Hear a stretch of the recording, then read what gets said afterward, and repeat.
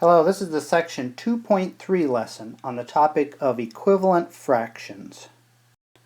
Now we're going to do this section much differently than the book does, and our two main goals for this section are to, number one, understand that the size of the pieces is important when working with fractions.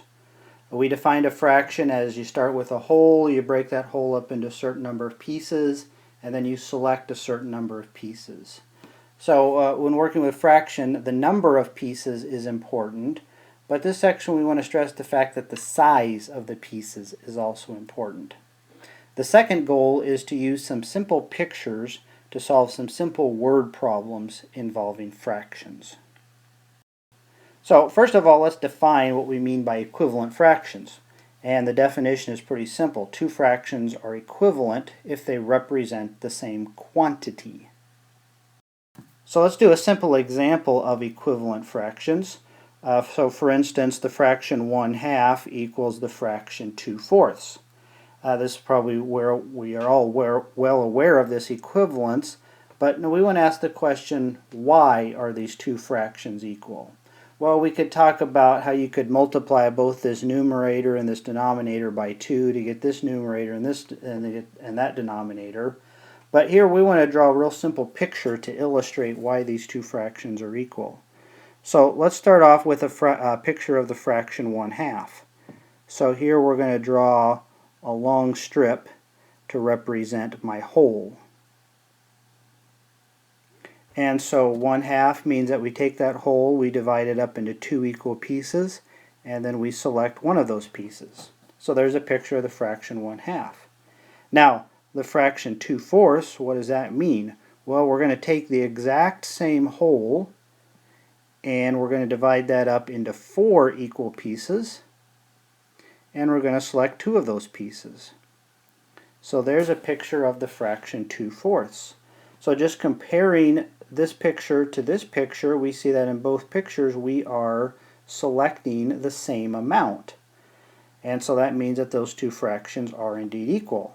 Now we can illustrate that even more if we go up to our picture of 1/2 and divide each one of those pieces into two smaller pieces. And so now we see that we have four pieces in our whole, and we have selected two of those pieces.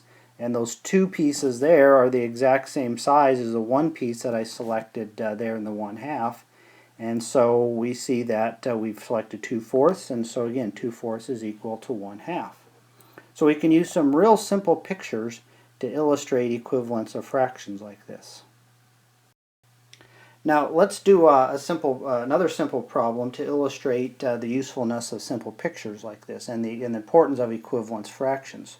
So here's a question: which is larger, 2/3 or 3/5? Now there's lots of ways we could go about answering this question, but we're going to answer it by drawing pictures. So we're going to start off by drawing a picture of the fraction 2/3. And so to do this, we're going to start off with a large box here to represent my whole. Now we're going to use boxes here rather than strips, but our pictures are going to look very similar to what we just drew. So 2/3 means we're going to take that whole and we're going to divide that up into three equal pieces, and we're going to select two of those pieces. Okay? And so there's a picture of my fraction 2/3. And now let's draw a picture of the fraction 3/5. So what does that mean? Well, we're going to take the exact same whole, and 3/5 means we're going to divide this up into five equal pieces and select three of them.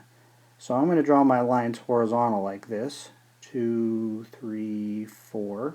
So there I've divided that up into five equal pieces. Now I'm going to select three of those pieces. So there's 1, 2, 3. And so there's a picture of my fraction 3/5. So now we want to compare these two fractions. So in 2/3 we see that we have selected two pieces. 3/5 we've selected three pieces. So we might be tempted to say that, well, three pieces is more than two pieces, therefore 3/5 is bigger. However, note that these pieces are not all the same size. Notice these pieces over here are bigger because we have fewer of those pieces in the whole. Over here we have more of these pieces, so these pieces are smaller, these pieces are bigger. So we got to compare pieces of the same size. Well, we can easily do that like this. So let's go back here to this picture, and let's draw 4 horizontal lines. 1, 2, 3, 4. Now, why did we draw 4 horizontal lines? Well, because we had 4 horizontal lines over here. And now over here in this picture, let's draw 2 vertical lines, because we had 2 vertical lines in the other picture. Okay. So now, what did we do there? Well, what we did is we took both of these holes and we divided them up into 15 pieces each. See, we have 1, 2, 3, and 1, 2, 3, 4, 5. 5 times 3 is 15. So I've got 15 pieces in this hole, 15 pieces in this hole. Now all my pieces are the exact same size. So let's make this observation. Over here in this picture, we have selected 1, 2, 3, 4, 5, 6, 7, 8, 9, 10 of those pieces. So essentially what we've done is shown that 2/3 is equal to 10/15. And over here we have selected 1, 2, 3, 4, 5, 6, 7, 8, 9. 9 of those pieces. So we have shown that 3/5 is equal to 9/15. And so now to compare these two fractions here, we can just compare the number of pieces, because the pieces are all the same size. Over here we've selected 10 pieces, over here we've only selected 9 pieces, and so that means that 2/3 is going to be bigger than 3/5. So which is larger? 2/3 is bigger. So we see how we started off with pieces of unequal size, we made them equal, and then we compared the number of pieces, and we were very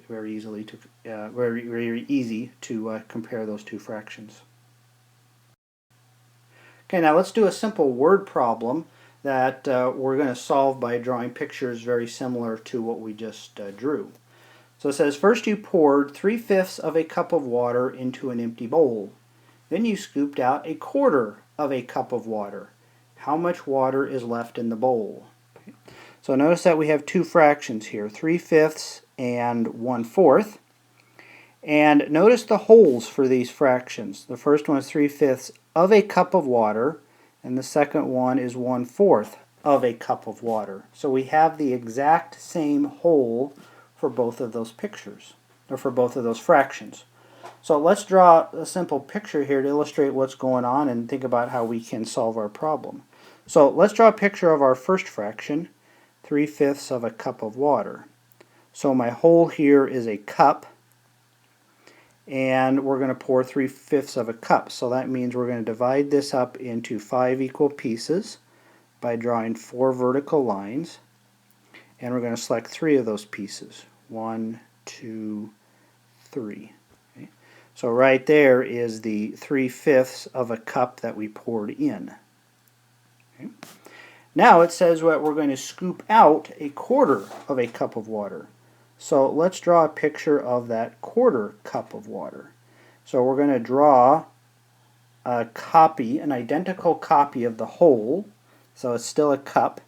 And now we're going to scoop out 1/4 of a cup. So that means we're going to divide this up into 4 equal pieces by drawing 3 vertical lines, 3 horizontal lines. And we're going to select one of those pieces. So right there is my 1/4 of a cup that we scooped out. Okay. So if we take a step back and think about what these pictures are saying, it's like we poured in 3 pieces of water, but we only scooped out 1 piece of water. Okay. But now we got to think about the size of those pieces. Notice that these pieces over here are a lot smaller than these pieces over here, so I can't compare these pieces to these pieces. I need to get pieces of the same size. Well, we can very easily do that by drawing 3 horizontal lines like this, and we'll draw 4 vertical lines like this. And so now we see that I've broken both of these holes up into 20 pieces each. So I can see that I poured in 1, 2, 3, 4, 5, 6, 7, 8, 9, 10, 11, 12 pieces, and then I scooped out 1, 2, 3, 4, 5 pieces.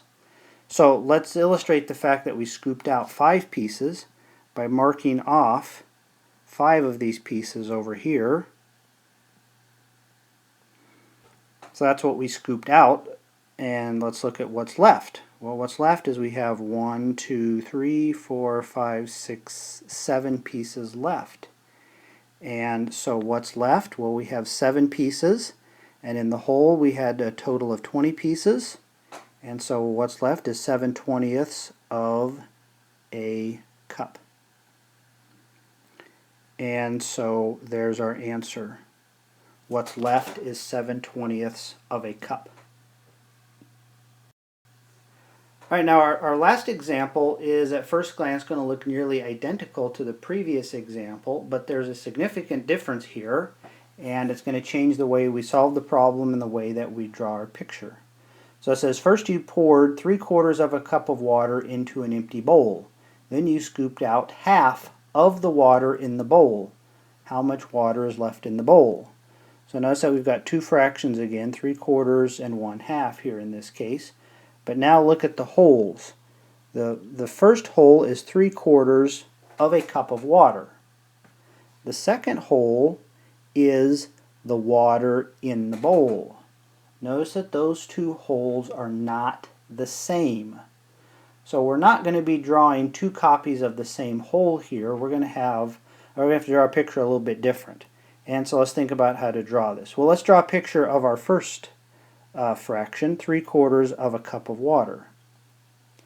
And so here's our whole, which is a cup of water. And it says we're going to pour in 3/4 of a cup. So let's divide this up into 4 equal pieces. And we're going to select 3 of those pieces. And so that right there is our 3/4 of a cup that we poured in. So this is our 3/4 of a cup that we poured into the bowl. Okay. But now it says that we scooped out half of the water in the bowl. So these 3 pieces right here are the water in the bowl. And so it says we're going to remove half of that water in the bowl. So we're going to take this amount of water that's in the bowl and we're going to divide it up into 2 equal pieces, and we're going to scoop out one of those pieces. That's what this fraction says. So we're going to take this, divide it into 2 equal pieces, and now we're going to scoop out one of those pieces. So let's just put a big X there to indicate that we have scooped that out. And so now what's left is, well, we have these 3 pieces of water that are left in the bowl. And so now the question is, well, how much water is left in the bowl? In other words, how many cups of water are left in the bowl, or what fraction of a cup is left in the bowl? Well, let's answer that question by extending this line out like this a little bit. And so now we see that in our whole cup, we've divided that up into 1, 2, 3, 4, 5, 6, 7, 8 pieces, and we have 3 of those pieces left. And so what's left is 3 pieces over 8 pieces in the whole, 3/8 of a cup that's left in the bowl. And so there's our answer. 3/8 of a cup is left. Now we had 2 different problems here, and in each problem we drew our picture a little bit differently. In the first one we drew 2 copies of the whole, in the second picture we drew just 1 whole. So we might ask, well, what type of picture do we draw? When we have a word problem, how do we know what type of picture to draw? Well, that's kind of hard to give an answer that'll work in every case, but let me give you a couple of pointers here that'll work for the problems in this section. And the key is to look at the wholes for the fractions. We pointed out when we first talked about fractions that understanding what the whole is critically important. And we're just stressing that fact again. So we got to look at the wholes. If the 2 fractions have the same whole, then we're going to draw 2 copies of the whole. That's exactly what we did in the first example. If we have different wholes, like we did in the second example, then we're going to draw just 1 whole, and we've got to divide things up a little bit. So those are some pointers for determining which type of picture to draw. Now, another question you might ask yourself is, well, why are we solving this by drawing pictures? You might say to yourself, well, I could very easily solve these problems with a little bit of subtraction or multiplication. Why are we going all this time to draw pictures? Well, there's at least three reasons why we might draw pictures instead of just doing arithmetic. Number one it makes us think about the meaning of fractions. Really makes us think about how a fraction is a whole that we've divided up in several pieces, and then we've selected those pieces. So it really makes us think about what's going on. Number 2, it helps us explain why the answer is what it is. Sometimes when we do arithmetic, we just don't really think about what's going on. We just get the answer and we go on to the next problem. But drawing a picture really helps us, it makes us think about why the answer is what it is, and the picture helps explain why the answer is what it is. And then number 3, it gives us a way of checking our work. Sometimes we can draw a picture and take a step back and ask ourselves, does that picture make sense? If it does, great, then our answer is probably right. If it doesn't, then maybe we need to think about this differently, draw a different picture, try a different approach, or something like that. So that's it for the section 2.3 lesson. There is no reading assignment for this section. That's because the book does things quite a bit differently than what I'm doing here in this lesson. So you can take a look at section 2.3 in the book, but we're not going to assign it for reading.